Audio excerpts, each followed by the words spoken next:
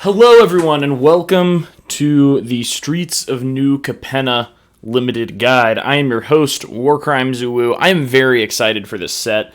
Today, we're going to talk about just the different things going on in the set, the themes, the sort of archetypes going on in each color, and then just the best commons and uncommons to look out for in the set when you're drafting or when you're building your sealed pool at your pre-release in a couple of days. So, a few things to know about this set just off the bat. It's sort of built around drafting these three-color shards. You may know them as Bant, Esper, Grixis, Jund, and Naya. Now it's Obscura, Maestros, Brokers, Cabaretti, and Riveteers. So the vibe of the set, generally you're going to be trying to build around one of these three-color sets, although there's definitely a ton of support in the set for just a strong two-color deck, and we'll get into that later. We'll talk about the best commons and uncommons to look out for if you're trying to build each of these archetypes in Limited, as well as just the best ones to look out for in each color generally. We'll go through all the Limited bombs, and the goal here is just to get you prepared for your pre-release, get you prepared for your first draft of Streets of New Capenna. And I think without further ado, we'll just jump into it. This guide assumes you've played some Limited before, but you maybe need help analyzing this set. So the things we're going to discuss are the new mechanics in the set, the best cards in each color, the different Limited archetypes that it's sort of nudging you toward building, some tips and tricks for the Limited format to keep in mind, and then we're just going to discuss some bombs, just some rares and mythics you should obviously take. Although I want to emphasize that since this is a Limited guide, and I think it's pretty easy to tell when you've got a rare you should pick, we will pretty much only be talking about commons and uncommons for the vast majority of this guide. The commons and uncommons are going to be the axis on which you hinge most of your decisions throughout a draft. They're going to be the important decision points to make throughout 99% of the draft. So, our new mechanics. Every three-color set gets a new mechanic. I will say the Naya one is just Alliance, which is just like landfall for creatures, and, you know, we've had plenty of cards that trigger something when a creature comes in under your control, so I didn't feel that that was sort of important enough to highlight. But Connive is the first mechanic. To have a creature connive, you draw a card, then discard a card. If you discarded a non-land card, put a +1/+1 counter on the creature that connived. So this is going to fuel the sort of graveyard sub-theme that's in some of the colors in the set. It's going to fuel the counters sub-theme that's in some of the colors in the set.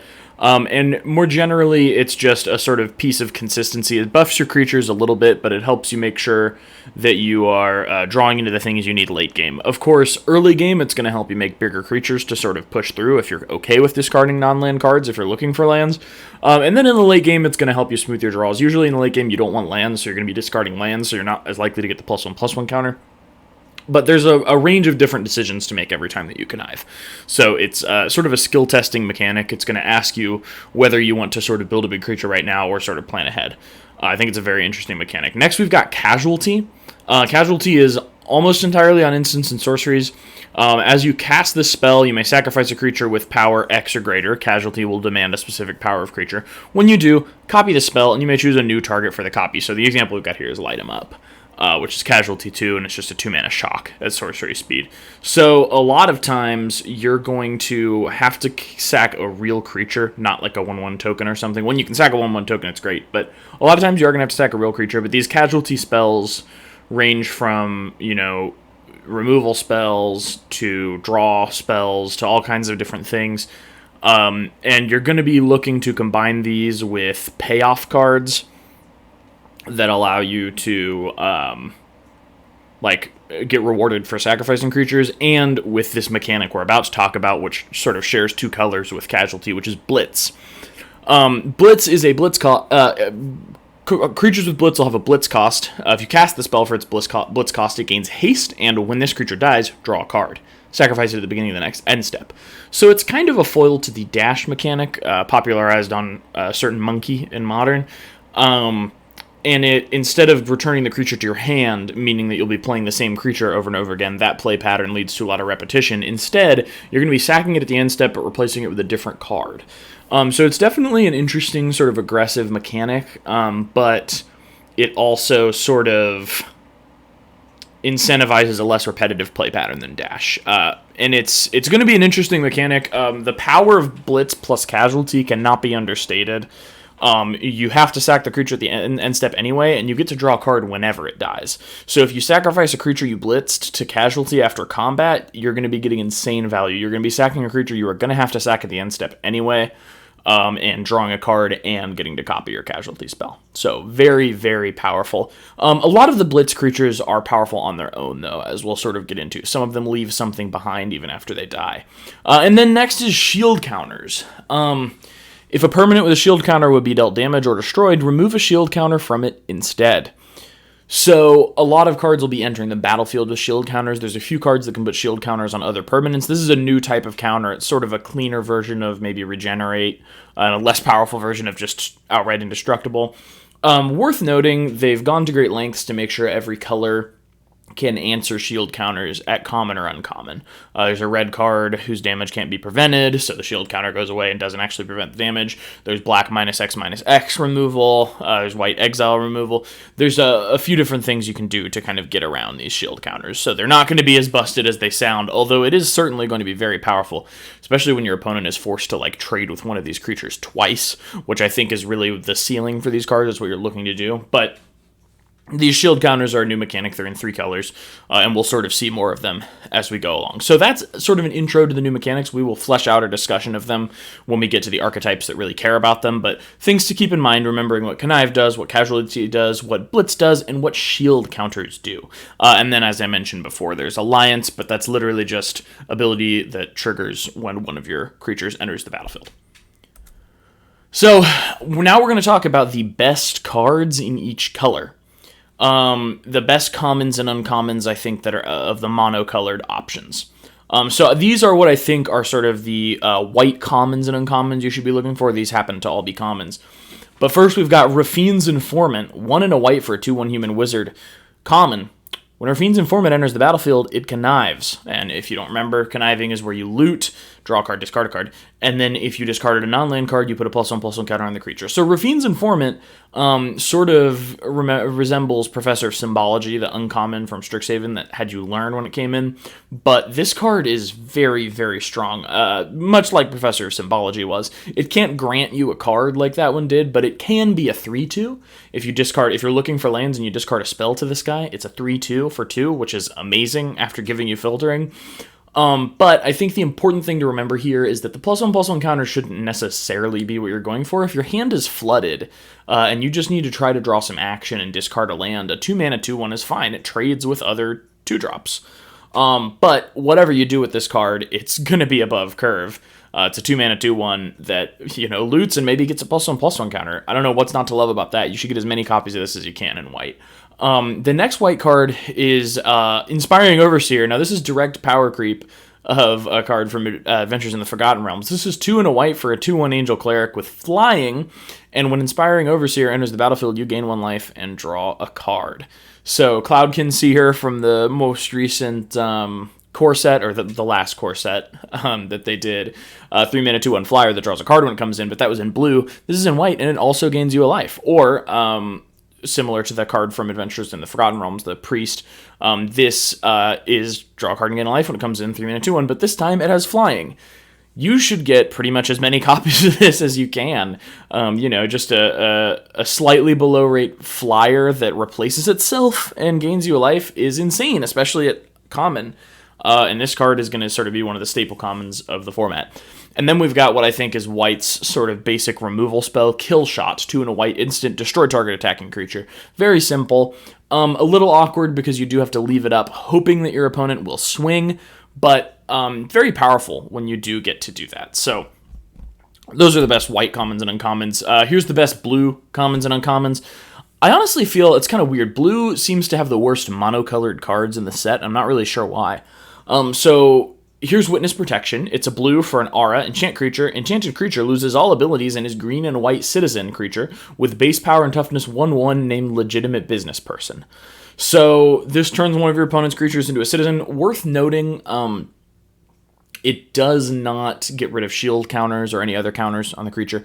But if your opponent has an incredibly powerful bomb creature, turning it into a 1/1 can be pretty helpful, especially if you have a creature that can eat that 1/1, or you have a devil that you can sack and then ping it for 1 and just get rid of it for good. This shuts off any death triggers the creatures might have. Of course, they can eventually maybe remove Witness Protection from their creature and have its abilities back, which is no good, but it is a 1-drop version of Frogify, so I think it's definitely worth considering in most decks.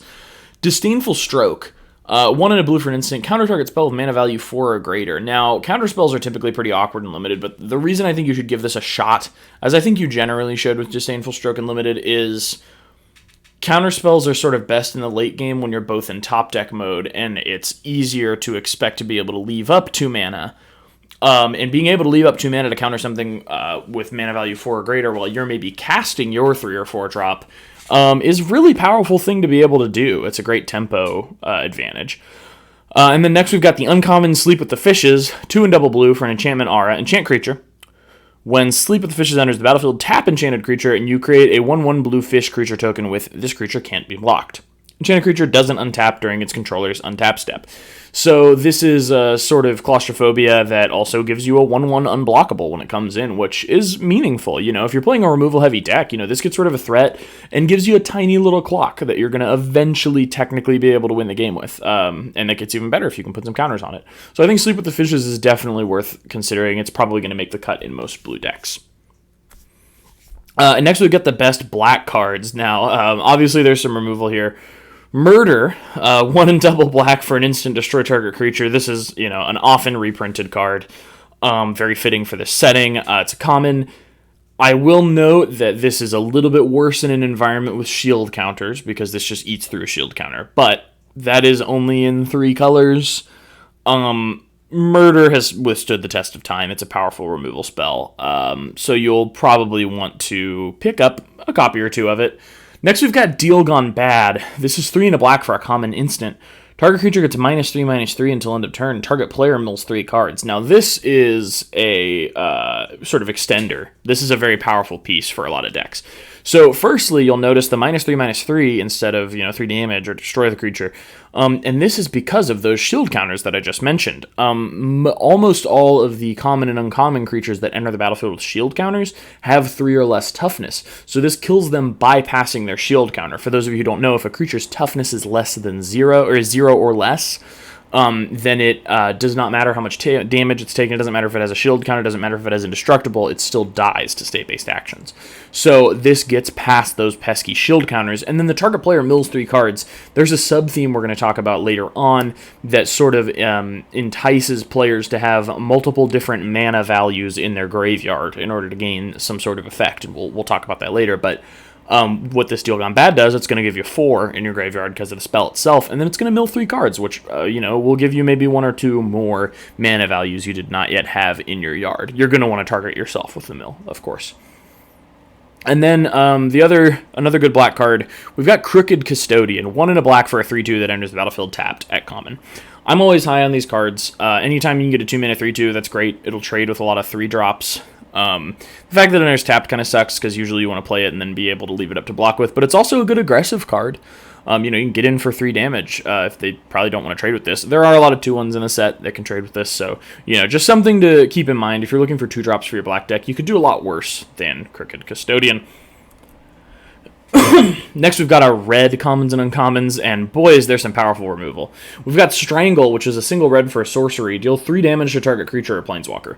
This, I think, has some Pioneer potential, actually. Call me crazy, but it's a sorcery speed lightning bolt that can't hit players, which is a heck of a drawback, but I think just the fact that Pioneer is really lacking in the terms of 1-drop removal might make this see some play, but we're here to talk about Limited, and in Limited, this card is awesome. It doesn't interact well with shield counters, unfortunately, but it can remove a lot of sort of 2 and 3 drops, even some 4 drops in the format for a single mana, allowing you to maybe just sack a treasure to do this, or still have something to do with the rest of your turn. So Strangle, I'm pretty up on. Call in a Professional, 2 and a red for an instant. Players can't gain life this turn. Damage can't be prevented this turn. Call in a Professional deals 3 damage to any target. So this is a little extra text on a Skullcrack. It can hit anything. Players can't gain life. That's the classic Skullcrack effect. Damage can't be prevented this turn, which a lot of times doesn't matter. But here, as it says in the reminder text on the card, Shield counters are still removed, but they don't prevent the damage. So this is Red's way of dealing with those pesky shield counter creatures. You're definitely going to watch out for any copies of this you can get. You'll want to play them. And then we've got Exhibition Magician. Excellent little rhyming in the title there. But this card is 2 and a red for a human wizard, 2/1 at common. When it enters the battlefield, choose one. Create a 1/1 green and white citizen creature token or create a treasure token. This card is just important for so many different archetypes. It's the bread and butter common for so many different archetypes. I just put it in the best red cards. You're going to want it in a lot of red decks. Being able to choose between the green and white citizen, thus instantly triggering Alliance twice, as some cards want to do, or immediately make a treasure token, allowing you to ramp, allowing you to abuse your treasure synergies, allowing you to color fix. You know, there's a lot of different things this card can do, and while none of them are exactly worth 3 mana, the flexibility definitely is. So Exhibition Magician, great red common. Next we've got green. Jewel Thief is one of the most pushed commons I think I've seen in a while. It's 2 and a green for a cat rogue at common, 3/3, Vigilance Trample. When it enters the battlefield, create a treasure token. So a 3 mana 3/3 Vigilance Trample is already a good stats and keywords on the common, but it just gives you a treasure when it comes in. So next turn you could be casting a 5-drop. It'll fix your colors in a 3-color deck. You know, that treasure token is just really powerful. So you'll play any copies of Jewel Thief you can get. Next we've got Cleanup Crew, 4 and double green for a 6/6 human citizen. And this is, when it enters the battlefield, choose one. Destroy target artifact, destroy target enchantment, exile target card from a graveyard, you gain 4 life. That's a lot of text. This is a heck of a Colossal Dreadmaw. Now, it does not have trample, unfortunately, but blowing up an artifact or an enchantment lets this be a 2-for-1 that's not even down on the stats, which is insane. And also, you have the option of exiling a card from a graveyard if there happens to be one that's important to your opponent, or gaining 4 life if you need to stabilize against aggro. So Cleanup Crew feels great to play as an uncommon in green. And then we've got Prize Fight. Green is always light on removal, and this is just what they have access to in this set. It's 1 and a green for an instant. Target creature you control fights target creature you don't control. Create a treasure token. Worth noting, in a 2 or 3 color set, you're going to be less likely to have to rely on the removal of one of your colors. So, for example, if you're playing Jund, you have access to black and red removal. If you're playing Naya, you have access to white and red removal. If you're playing Bant, you have access to white and blue removal. You know, so green being the weakest removal color, like you're not going to have to lean on this as hard, but you still might need to play a couple copies of Prize Fight, and that's okay. So now we're going to talk about the limited archetypes, and there's 10 of them I want to talk about here. This set is being focused around shards, going to lean heavily into those 3-color decks, but there is just as much support for a consistent 2-color deck, if you can put it together. So, first we've got Obscura. This is the sort of connive mechanic that they're built around. So first we've got Rafine's Informant, 1 and a white for a 2/1 human wizard. We talked about this one earlier. Enters the battlefield, it connives. What's not to love? Then we've got Fairy Vandal, 1 and a blue for a 1/2 Fairy Rogue with Flash and Flying, and when you draw your second card each turn, put a +1/+1 counter on Fairy Vandal. So if you trigger this once, it's already above curve as a flyer. Trigger it a second time, and brother, you got a stew going. This card is insane. It can also flash in and block a citizen where your opponent doesn't expect it. So great card, really pays you off for conniving, and there's plenty of commons and uncommons that can connive in the set. And then the card that pulls it all together, the uncommon legend, Queza, Augur of Agonies. Regardless of what you think about the Cephalid redesign, this is 1, a white, a blue, and a black for a 3/4 Cephalid Advisor, legendary at uncommon. Whenever you draw a card, target opponent loses 1 life, and you gain 1 life. So this card is pretty powerful with connive. It is also just going to trigger every turn. What this card is telling you to do is sort of build up a wall of creatures so it's not safe for your opponent to swing in, and then just drain them for 1 and gain 1 every turn, and then every time you connive as well. I think Queza, Augur of Agonies is quite a good card, and it's really going to tie together these connive decks in Limited. Next we've got the Casualty mechanic with Maestros, where you're copying your instants and sorceries by sacrificing creatures. So we've got Unlucky Witness, which is a red for a 1/1 human citizen. When Unlucky Witness dies, exile the top 2 cards of your library. Until the next end step, you may play one of those cards. So this is just the best thing to sack to your Casualty 1 spells, especially later in the game, because, this is not until your next end step. This is not until the end step of your next turn, unless you play it on your opponent's turn, in which case this card is just amazing.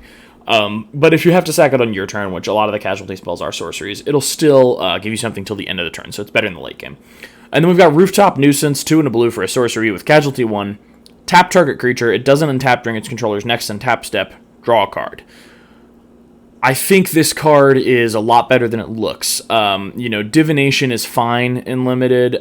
Tapping a creature and it doesn't untap is extra good. And if you just sack a 1-power creature, you get to do that to 2 different creatures and draw 2 cards, which is going to mean your opponent's not going to be able to block or attack with those creatures, and then on your next turn, you're untapping with a lot more options due to those cards you just drew. So I think Rooftop Nuisance is a lot better than it looks. And then we've got the uncommon legendary for Grixis is the one I chose to showcase here as well. Cormella Glamour Thief. 1 blue, black, and a red for a 2/4 legendary vampire rogue. So 4-drop, 2/4. Haste. 1 and tap, add a blue, a black, and a red. Spend this mana only to cast instant and or sorcery spells. When Cormella Glamour Thief dies, return up to 1 target instant or sorcery card from your graveyard to your hand. So, worth noting with Cormella, if you sacrifice her to Casualty a spell, you cannot return that Casualty spell because it will still be on the stack. You have to return something you played earlier in the game. So, don't make that mistake at your pre-release. But I think the most powerful thing you can do with this card is wait till you have 5 mana, immediately activate her, cast your 3-mana Casualty spell, copy it by sacking her, and then return something from your yard to your hand. That's going to be a crazy amount of card advantage. But if you can't do that, you can just play her as a 4-mana 2/4 haste that can ramp you by 2 to cast instant or sorcery spells, which is, a pretty powerful ability. I think Cormella Glamour Thief has a lot of strong play patterns. It does incentivize you sort of being ahead, but, you can use that mana to cast removal spells and get back ahead. I think Cormella is pretty good. You don't have to sack her to Casualty to return an instant or sorcery from your yard to your hand. She can just die normally in combat or whatever in order for you to get that. So that's worth noting. Next, we've got the Riveteers, my personal favorite. I'm a big old fan of Modern Jund, but the Riveteers are my personal favorite group represented in this set. But here we've got BLITZ. Mayhem Patrol is 1 and a red for a 1/2 Devil Warrior with Menace, Blitz for 1 and a red, and whenever it attacks, target creature gets +1/0 until end of turn. So, at common, this is a 2-mana 2/2 Menace when attacking, which is already fine, but the fact that it can give that power to a different creature instead, while still attacking, is pretty good. And then that Blitz, just, it being able to swing in, give something else the buff, and then just draw a card if it's the late game and you'd rather have a card than keep this guy around. Just a lot of flexibility, a lot of different things you can do with this card. Next, we've got Kaldaya Strongarm. Now, a lot of Blitz cards might not leave something behind, and then it feels like you're just sort of dealing damage to your opponent and drawing a card for your mana. Because your opponent's often not going to block if they get the choice, since you'll get to draw a card even if you trade with their creature. But Kaldaya Strongarm, 4 and a green, for a 2/3 human warrior. When it enters the battlefield, put 2 +1/+1 counters on target creature, and it's got Blitz, 3 and a green. So, this can leave behind some power. You play this for its Blitz cost and put the counters on another creature, even though you sack him at the end of the turn, those counters are staying there and you're drawing a card. So this card feels great to Blitz. Just one of the better commons in terms of being able to Blitz and sack it. Next we've got Crew Captain, black, a red, and a green for a 4/2 human warrior with haste. And a Crew Captain has indestructible as long as it entered the battlefield this turn. So this is sort of the first uncommon I'm showcasing for a 3-color pair that's not, or for a 3-color shard that's not legendary. But I think this card really emphasizes the aggressive nature of the Riveteers. It having haste and it disincentivizing your opponent from blocking it because it has indestructible when it enters the battlefield. As it enters the battlefield. Just makes this card a very aggressive card. Still good after the first turn. I like Crew Captain a lot. I think you're going to want a copy or 2 of this in your Riveteers limited deck. Next, we're talking Cabaretti with their ability Alliance.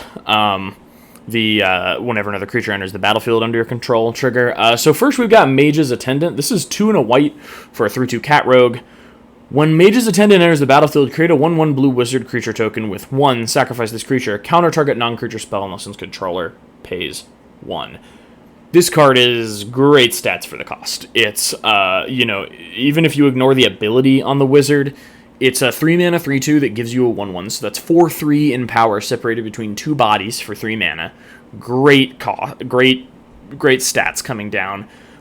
This is going to trigger Alliance twice, and not only do a lot of the Alliance abilities have a sort of separate bonus thing you get if you trigger them twice, just triggering your Alliance abilities twice is great in general. But also, pay 1, sacrifice this creature, counter target non-creature spell. On the 1/1, your opponent's sometimes going to forget about that. And, counter unless they pay X is usually not as good in Limited as it is in Constructed. But it's going to matter a non-zero amount. But even if you ignore that, which usually you should, getting a 3 mana 3/2 and a 1/1 for 3 mana in a set where there's a lot of cards that incentivize creatures entering the battlefield under your control is great.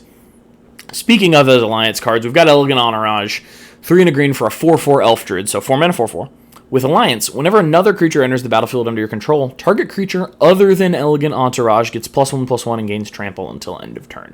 So, worth noting that this can't target itself. You do have to already have kind of a developed board in order to use it, but also worth noting, if you blitz a creature, this can give the creature you blitzed +1/+1 and trample until end of turn. So even if you don't already have that creature to give +1/+1 and trample to, Elegant Entourage can still do good things with blitz.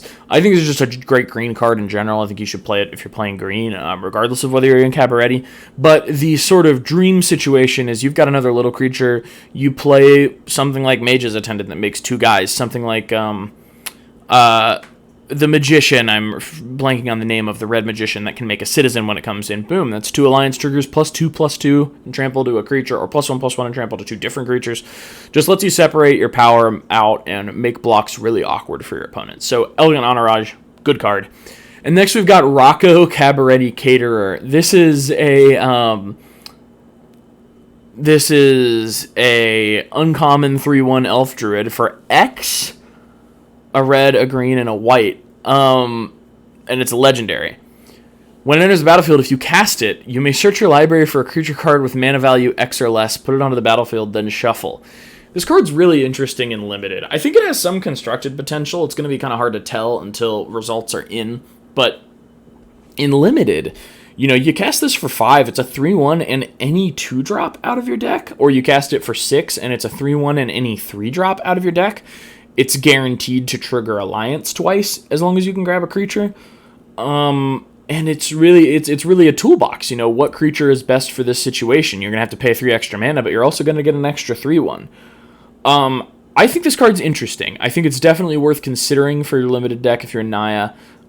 It's a very, very spicy card, and I am personally high on it, but it's also one of those cards that's hard to evaluate, so time will tell whether I'm correct to be excited for this card.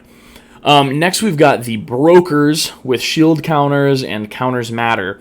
And these are just some pretty powerful shield counter cards we're going to talk about here. Brokers, I think, is going to be pretty simple to play in Limited. There's a little bit less decision points with this archetype.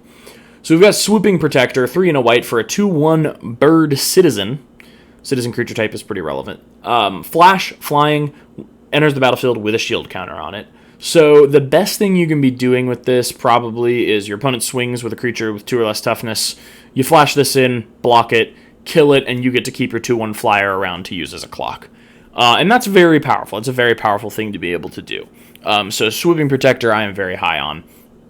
Broker's Veteran, 1 and a blue for a 2/1 human soldier. When it dies, put a shield counter on target creature you control. Now this one's a common. This is one of those cards that it's going to suck if it's your 2-drop and then your opponent immediately removes it, but if you have anything else on the field, it's really awkward for your opponent to swing because you can block with this and put a shield counter on something after it trades. So, worth noting, shield counters do stack. So if you have 2 shield counters on something, it would take damage or be destroyed. You just remove one of those shield counters and the other one still sticks around, so very powerful. And next we've got Disciplined Duelist. Green, a white, and a blue for another 2/1. Human Citizen with double strike. And it enters the battlefield with a shield counter on it. So it has the potential to be aggressive. You can put +1/+1 counters on this. It's a great place to put +1/+1 counters because of its safety with the shield counter. You'll notice all of these have less than 3 toughness. That's sort of so those 3 damage or -3/-3 things that get around shield counters can answer these, because otherwise these cards would be very busted and limited. But this Disciplined Duelist is great. It sucks for your opponent to block it, both because of the double strike and the shield counter. There's just not a lot of stuff that can block this well. So Disciplined Duelist is an excellent uncommon. And now we're going to talk about the 2-color pairs, and these are great. It's worth noting a lot of the time you'll be playing a 2-color deck and splashing a 3rd color. So in this example, Green-White Citizens, but maybe you're splashing red for a couple powerful Cabaretti cards, or you're splashing blue for a couple of powerful Brokers cards. But it is also very possible to just play these 2-color decks. So we're going to go over all the different ones and sort of talk about the cards that indicate to you should be playing them. And don't force yourself to splash a 3rd color in this format just because there's a lot of 3-color cards. So this is Green-White Citizens, the first one. It's Angelic Observer as 5 and a white for a 3/3 Angel Advisor, flying. The spell costs 1 less to cast for each citizen you control. If you control 2 citizens, this is a 4-mana 3/3 flyer. If you control 3 citizens, which is really not that hard, this is a 3-mana 3/3 flyer, so great on rate.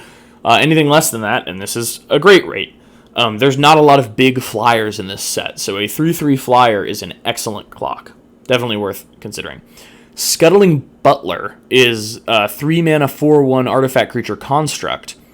At the beginning of combat on your turn, if you control 2 or more multicolored permanents, Scuttling Butler gains double strike until end of turn. Now, this is an uncommon, but what a lot of people aren't going to realize is these citizen tokens that these cards make are multicolored, even if the card making them is just white or just green. So if you just have 2 citizens, Scuttling Butler is going to have double strike, and a 4/1 with double strike is very hard to block. Now, the Devil tokens are going to sort of laugh at this, unfortunately. There are a few cards that make those. But, a 4/1 with double strike, it's going to deal damage before anything else, and then it's going to hit again. This card's very good. I would not sleep on this card. And then you've got Civil Servant. So this is a common green-white 2/3 cat citizen. Whenever Civil Servant attacks, you may tap another untapped citizen you control. If you do, Civil Servant gets +1/0 and gains lifelink until end of turn. So if you just have a way to make 1-mana 1/1s, then you have a 2-mana 3/3 lifelink swinging in, and that's a great rate. Of course, if this just gets blocked, it's very awkward, but it's still a 2-mana 2/3 if it can't swing in. So, Civil Servant, definitely something to look into. Unlike most sets, each of the allied 2-color pairs is getting, I think, 2 commons and 2 uncommons in the set, so, there's more than just your signpost common uncommons for the dual-color pairs to consider. Next, we've got Red-Green Treasure. And, of course, we've got the Jewel Thief. I'm not going to go over that again. That's just a great card. You should play that in Evergreen deck, not just the Treasure deck. But treasure card we've got right here is Riveteer's Requisitioner. 1 and a red for a 3/1 Viashino Rogue. Now, right off the bat, we like 2-mana 3/1s in Limited. But also, when it dies, create a treasure token. That is powerful. A 2-mana 3/1 that can trade up and then leave behind a treasure token in the best case scenario, or, die to removal, leave behind a treasure token. That's awesome. And then also, it's got Blitz for 2 and a red. So on an empty board, you can pay 3 to bolt your opponent, draw a card, and make a treasure, which is not the worst thing in the world. So this Blitz cost is very real. Riveteer's Requisitioner, I think, is a very good card. And then we've got Jetmir's Fixer. This is another common multicolored card. This is a red and a green for a 2/2 Cat Warrior. And you can pay a red and a green to give it +1/+1 until end of turn, but if you spent mana from a treasure to activate this ability, instead of a temporary +1/+1, you put a +1/+1 counter on Jetmir's Fixer. So this card is very powerful. Anytime you can make a treasure, first of all, just mana sinks that pump up your creatures. If you're in just red and green, which this card, kind of indicates to you that you should be, or at least just splashing black or white, you are going to be able to, let's say you have 6 mana and you don't have anything to play, you can swing with this and you're threatening to make it a 5/5, so your opponent's going to feel awful blocking it. Not only that, but every treasure you make for the rest of the game, you can put a permanent +1/+1 counter on it. This is a 2-mana 2/2 common that just demands an answer, which is not something you can say about the vast majority of 2-mana 2/2 commons. So this being the signpost for Red-Green Treasure really indicates what the archetype is about. Next, we've got Black-Red Sacrifice. Now, a lot of the power in this is going to come from living the dream and sacrificing one of your Blitz creatures to casualty after combat. But there are plenty of other reasons to sacrifice creatures, and we're going to talk about that now. So we've got Dusk Mangler, 5 and double black for a 5/4 horror, so 7 mana 5/4, which is a lot, and as an additional cost to cast it, sacrifice a creature, discard a card, or pay 4 life. So I think a lot of the time you are going to be paying 4 life, unless you're down bad for life, then maybe you're going to be doing one of the other options. I think sacrificing a creature is fine if you have enough sort of synergy with that, but when it enters the battlefield, each opponent sacrifices a creature, discards a card, and loses 4 life. So you get to choose what the cost is. They have to do all 3, which is pretty backbreaking. Maybe doesn't make it worth 7 mana. I think it does. And I don't think it's that hard to get up to 7 mana in this format, but time will tell whether that's actually the case. I think this card is worth considering.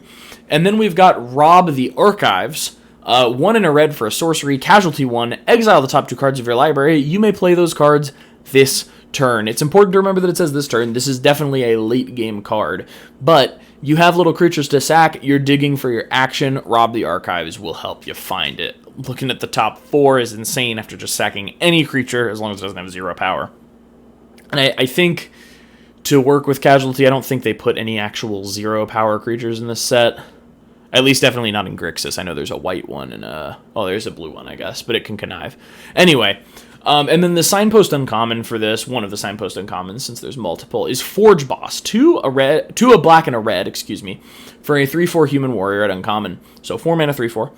Whenever you sacrifice 1 or more other creatures, Forge Boss deals 2 damage to each opponent. This ability triggers only once each turn.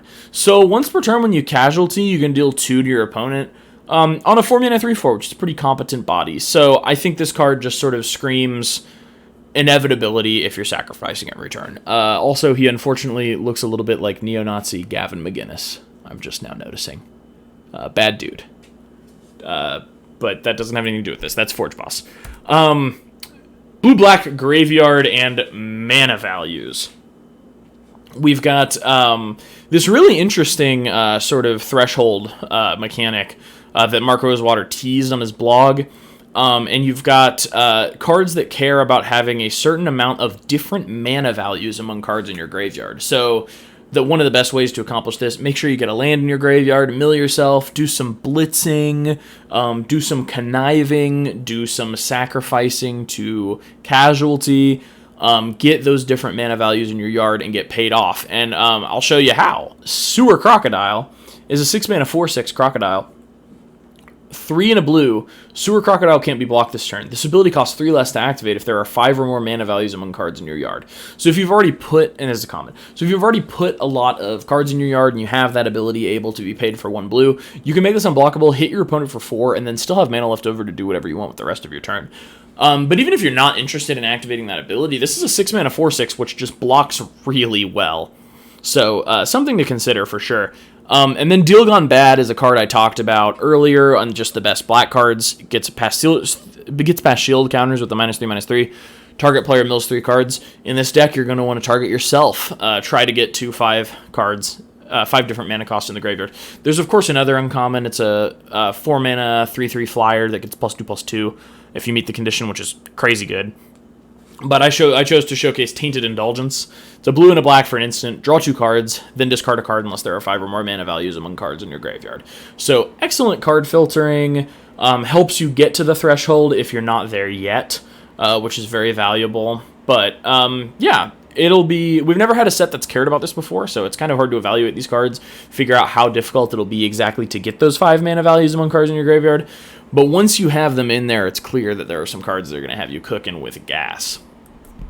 And last but not least, we've got white-blue counters. This is the sort of archetype that is the most similar to its regular... I don't know how I want to phrase this. The most synergistic with the 3 color pairs it's a part of. Because Connive can put +1/+1 counters, and Brokers is all about shield counters. So there are a lot of cards that just care about having counters on them, and I'll show them off here. Rafine's Informant and Hypnotic Grifter. Well, we haven't talked about the Grifter. I use him as an example for the Connive mechanic. But we've talked about Rafine's Informant enough. You know that card's great. Synergizes with this. Synergizes with everything. It's an amazing card. Hypnotic Grifter is a blue for a 1/2 human rogue at uncommon. Now, usually 1-drops and limited set off alarm bells in your head. I don't want to play that. But Hypnotic Grifter for 3 mana can connive. And this is any time on your opponent's end step if you held up a counterspell and didn't have anything to kill or to get rid of. To threaten them with this as a blocker after it swings. Like, there's a lot of different times you can connive with this. And you can just do it as a mana sink in the late game. But what that conniving is sometimes going to be doing is putting +1/+1 counters on the Hypnotic Grifter, making it go from a 1/2 to an actual threat they have to respond to. And then the big thing here is exotic pets. This is a really interesting build around for limited. This is 1 a white and a blue for an uncommon instant. Create 2 1/1 blue fish creature tokens with this creature can't be blocked. Then for each kind of counter among creatures you control, put a counter of that kind on either of those tokens. So you don't have to move the counters, but if your creatures have a shield counter, you can put a shield counter on one of the fish. If your creatures have +1/+1 counters, you can put a +1/+1 counter on one of the fish. Worth noting, this is an instant, so you can flash these fish in and sort of block with them with their +1/+1 counters and with their shield counters, which might give you great results. And also, they just, they represent a bit of a clock. It's not going to be hard at all to make sure you have a +1/+1 counter on a creature, which is going to mean this is a 1/1 and a 2/2 unblockable. At the worst in that case. And if one of them can have a shield counter, that's really good. So I think Exotic Pets is definitely worth playing in any blue-white deck. There are, of course, other commons and uncommons in blue-white that care about counters, but this is the one I chose to showcase. I think it's quite powerful. Next, we're going to talk about just sort of tips and tricks for this limited format and invite you guys to discuss in the comments how you feel about them. So, a few things I noticed that I wanted to just give my opinion on. So first is these sort of slow horizon lands. Every ally color is getting every ally color pair, is getting one of these common lands that enters the battlefield taps for one of its 2 colors, and you can pay 2 and 1 of each of its colors, so 4 total, and tap it and sacrifice it to draw a card. So comparing these to the Strixhaven campuses, I feel like these are definitely a lot better. Just the fact that you have to sack it, but like at the point in the game where you're spending 5 mana into a mana sink, you're probably fine with sacking a land, but you get to just draw a card instead of scrying, which is crazy. I think these are great. Where to pick them in draft, I'm a little fuzzy on, because you usually in Strixhaven draft, you were only in 2 colors or maybe 3, and you would take the campuses very late. If you're in 3 colors, I feel like maybe taking these a little early. If you're in 2 colors, you take these over, like, medium to bad commons, but you don't take them before half the pack is gone, and you play any of them that you get. Where it's clear is it's sealed, you play any copies of these in your colors that you get, because just the ability, unless you're in a very aggressive deck, the ability to have that late game mana sink that's going to give you more action is very, very important. So I think these are worth looking at. I'm curious where you guys think you should pick this in draft, so go ahead and give me your opinion in the comments. I'm curious. Next we've got this cycle of cards, and I've shown only 3 of them here, but they're 3-color commons that all have a very wordy ability, but it's essentially 2 and exile this from your hand. Target land gains the ability tap, add one of its colors until the card is cast from exile, and you may cast that card from exile for as long as it remains exiled. So essentially, each of these guys, in addition to just being a later game threat that's in 3 colors, you can pay 2 and tuck it under one of your lands to allow that land to tap for any of its colors. So I'll just read an example here to stop being confusing. Masked Bandits is 3, a black, a red, and a green, for a 5/5 Raccoon Rogue with Vigilance and Menace. And you can pay 2 and tuck it under one of your lands to make that land able to tap for black, red, or green. So it's your fixing for 2 mana. And while it's under there, you can still cast Masked Bandits. And I think the very important thing to remember about these, like, yes, they're fine in 3-color decks. They'll help you get your fixing. Only really play them if you are going to be able to cast them anyway. If you want to cast them anyway. But I think the really cool thing about these is if you're playing a deck that's only 2 of these colors, you can still play these and sort of think of them as foretell cards. You would foretell them by tucking them under a land, and then you can use the mana that they allow that land to tap for in that 3rd color to cast them later. Something like Glamorous Outlaw. Grixis, 6 mana, 4/5, that when it comes in deals 2 damage to each opponent, you scry 2. That's a good card. Rakish Revelers, 5 mana, 5/3, when it enters, you get a 1/1 citizen. Good card. And if you're in those 2 color pairs, you can play these and just consider them as foretell cards. Next, we want to talk about these initiates. This is a cycle of common creatures that I think are all pretty good in 2-color or 3-color decks. They are a cycle of creatures that have an activated ability. They are a color, and then they have an activated ability that is a hybrid of that color's allies. So, for example, Obscura Initiate is 2 and a blue for a 2/2 flyer, bird citizen. And for 1 and either a black or a white, it gains lifelink until end of turn. So, and one of them is a 3 mana 3/1. The Maestros Initiate is 2 and a black for a 3/1 human citizen, and you can pay 4 and a red or blue and exile it from your graveyard to draw 2 cards, then discard a card. So these are all sort of decent on-rate creatures that you would feel okay with playing that also have some ability that makes them a lot better for that color's allies. And you can play these in 2 or 3 color decks. And these are great commons. These are great curve fillers. You take a middle of the pack.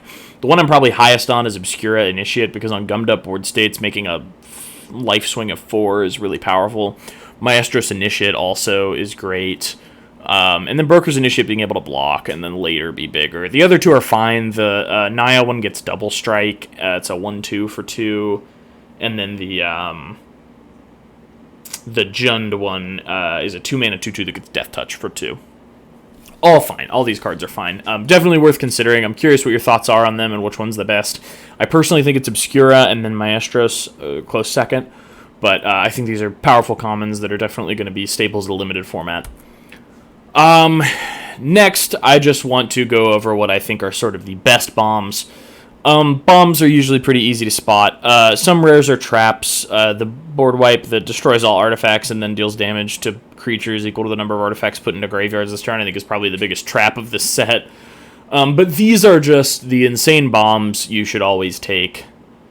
I'll leave it to you to read them, but I'll just list their names here so you can sort of know to look out for them in your draft packs. But this is just for very inexperienced limited players.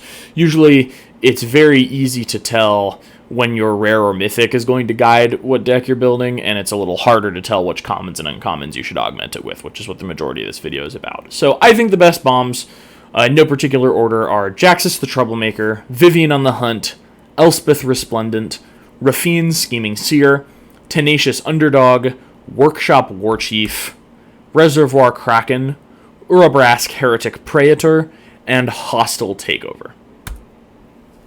But most importantly, I want to know y'all's thoughts. And I do really sincerely want to thank you for joining me for this Streets of New Capenna limited guide. Tell me in the comments what you're excited to draft, what you think I was maybe wrong about, any cards you think deserved a mention that I didn't give a mention to, any cards you think I'm a little bit too high on. I want your thoughts. I think the point of these videos is to learn and get better at Limited together.